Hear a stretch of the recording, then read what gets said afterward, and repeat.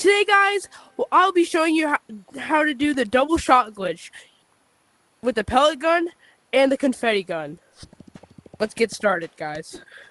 So first, you hold your confetti gun or pellet gun in one hand. Then, you put the other hand right next to it. And instead of the weak shot, you can go twice as far by grabbing with your other hand, and it will shoot twice. This will still cost you 200 cotton opposed to the 100 cotton. You can do the same with the pellet gun.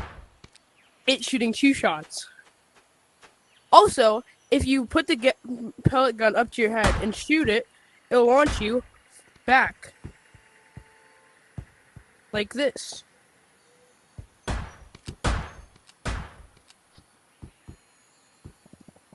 It can be an effective way to get around.